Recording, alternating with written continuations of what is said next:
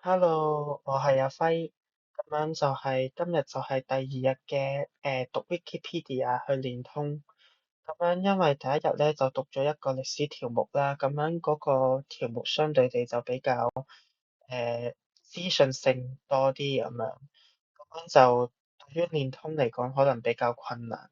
咁今日就揀咗一篇童話故事嘅條目，咁樣可能讀故事嘅情節，可能對於練嘅通嚟講，或者感情嘅起伏嚟講，可能會明顯啲。咁樣就睇下今日有冇進步啦。今日講嘅係《快樂王子與其他故事》。《快樂王子與其他故事》係愛爾蘭作家王爾德喺1888年5月出版嘅英文兒童故事集。當中出名嘅中文譯本就係巴金所譯，喺上海文化生活出版社1948年初版。快樂王子係呢本書入邊最出名嘅故事。咁喺呢本書包括咗有5個故事，分別就係快樂王子、夜鶯與玫瑰、自私的巨人、忠實的朋友、非凡的炮竹。咁首先講第一個故事，快樂王子。有一個夜晚，一隻小燕子飛到去一個城市，嗰度樹立咗一座雕像。小燕子原本趕住飛去南方嘅埃及過冬，因為佢同其他同伴失散咗，所以小燕子喺空中飛行嗰陣就見到嗰座雕像啦。雕像上邊貼滿咗金箔，兩隻眼都係藍寶石，佩劍上面有粒大大嘅紅寶石。雕像係按照王子嚟塑造嘅。呢一個王子生前並唔知道咩係眼淚，因為佢住喺禁止憂傷嘅皇宮入邊，所以宮廷入邊嘅人都叫佢做快樂王子。佢死咗之後，朝臣就幫佢做咗呢一個雕像，高高在上，使到佢可以見到城入邊嘅所有事物。小燕子起初諗住就係瞓喺呢個雕像隻腳上面。但係當佢將頭埋喺自己嘅翅膀入邊嘅時候，就感受到一滴嘅水珠打喺佢身上。佢舉起頭一望，發現原來快樂王子喺度喊緊啊！因為佢見到咗自己城市嘅醜惡同埋淒慘，因此快樂王子就請求小燕子做佢嘅使者。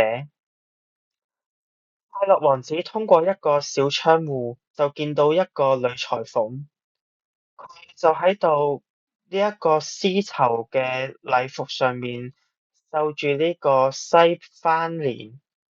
佢嘅仔病咗，身無分文，冇得為佢醫病，只能夠為佢飲河水。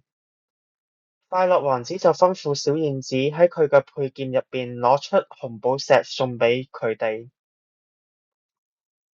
第二個夜晚，快樂王子見到一個閣樓上面一個劇作家喺度趕住寫劇本，但係天氣就凍到佢根本上連筆都握唔到。快樂王子就吩咐小燕子可以喺佢隻眼入邊攞出其中一粒藍寶石，送俾劇作家去變賣換取食物。第三夜，快樂王子就見到一個賣火柴嘅女孩。個女仔唔小心將所有火柴都跌咗入去水溝入邊，已經冇得再買啦。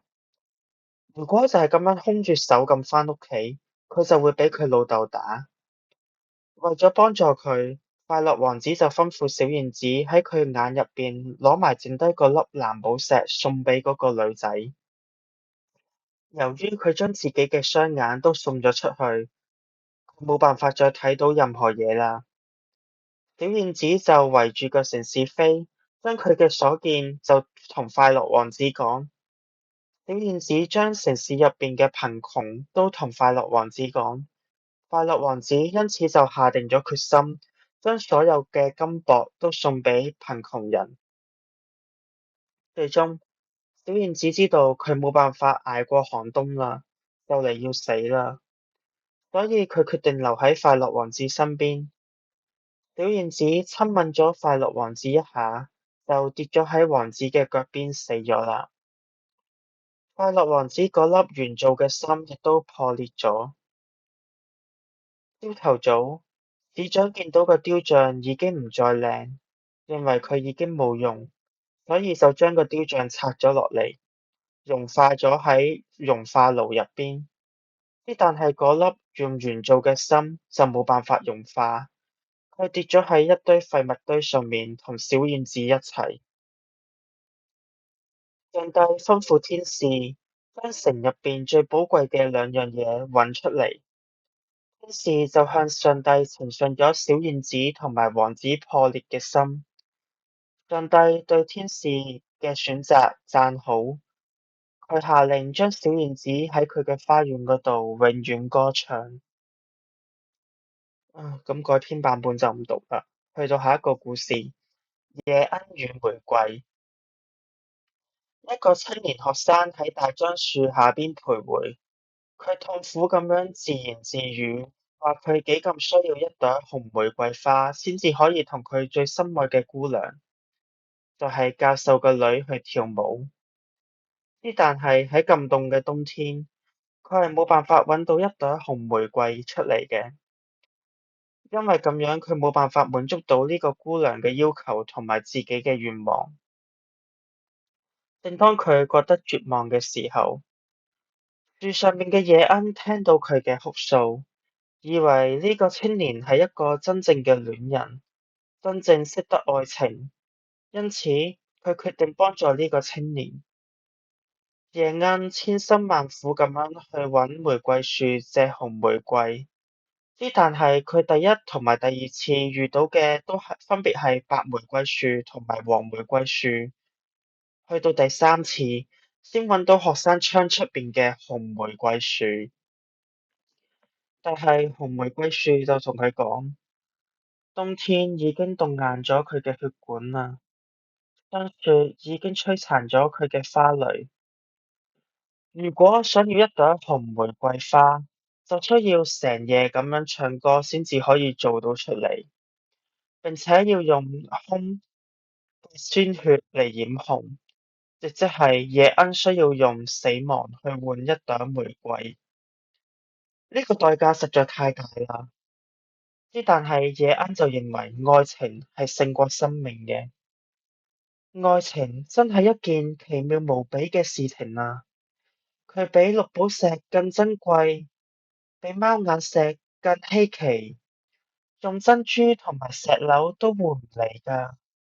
喺市場係賣唔到嘅，喺商人嗰度都賣唔到，更加冇辦法用黃金嚟稱佢嘅重量。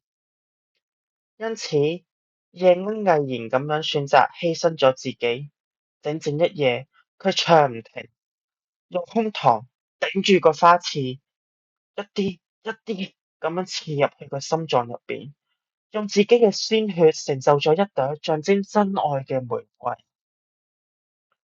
而佢就瞓咗喺呢個草叢入邊死啦。佢嘅心口仲紮住嗰朵刺。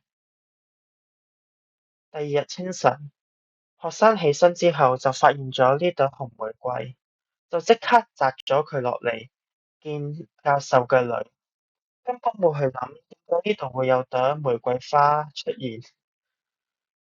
但係令人遺憾嘅係，個女仔拒絕咗佢，話玫瑰花同佢件衫唔襯喎，而且宮廷大臣嘅仔已經送咗佢珍貴嘅珠寶，係人都知道珠寶比花更加值錢。青年好嬲，順手就將個玫瑰花劈咗喺個大街上面，玫瑰花跌咗落去個陰溝嗰度，一輛馬車喺佢身上面碾過。青年一邊講住愛情係幾咁愚蠢嘅事，一邊返到佢嘅屋入邊，拎起滿係灰塵嘅書讀咗落嚟啦。第三個故事，自私嘅巨人。自私嘅巨人有一個美麗嘅花園，啲細路成日都鍾意入去玩。佢探完朋友返屋企，見到喺度玩嘅細路，就築起咗一道高牆，唔俾啲細路入去。後果就係花園永遠受到冬天嘅詛咒。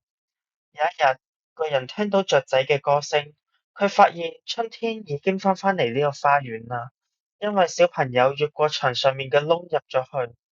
佢醒覺自己嘅過錯，就決定將圍牆都拆咗啦。但係佢喺樓上落嚟嘅時候，所有細路見到佢都嚇到跑開，除咗一個喺度行緊嘅細路之外。嗰個人幫助個細路攀上佢想要攀嘅嗰棵樹，然後宣布：小朋友，呢度依家就係你哋嘅花園啦。講完就舉起斧頭拆咗個圍牆，細路都返去個花園嗰度玩。個人曾經幫助嗰個男仔，佢就冇再喺呢一個花園嗰度出現啦。因此個巨人覺得好傷心。至到多年之後，個巨人已經變得好老啦。喺冬天嘅一日醒返，佢見到佢花園嘅角落開滿咗花朵。佢喺樓上落嚟，見到嗰個佢曾經幫助嘅男仔。喺一棵白樹之下，佢發現嗰個男仔雙手雙腳都有釘痕，就憤怒咁問：到底邊個傷害咗佢？男仔返嚟係要將佢接上去天國嗰度。天國就係耶穌嘅花園。下晝啲細路如常嚟到花園嗰陣，個人瞓咗喺樹下，身上蓋滿咗白色嘅花朵。好啦，我哋今日就讀到呢度啦，拜拜。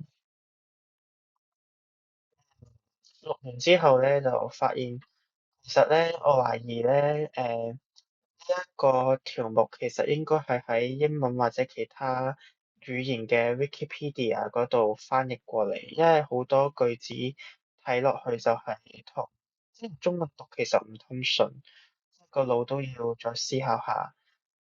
同埋今次讀故事真係揾到自己嘅弱點嘅就，即係雖然自己都好努力咁樣去盡量做到個起伏，但係就覺得嗰個情感起伏好似變咗好公式化，好似有條 formula 咁樣，都係哦一句咁樣，一句咁樣，係啦，咁就係咯，繼續練啦，希望去到剩低嗰98日，繼續讀會有一個進步啦。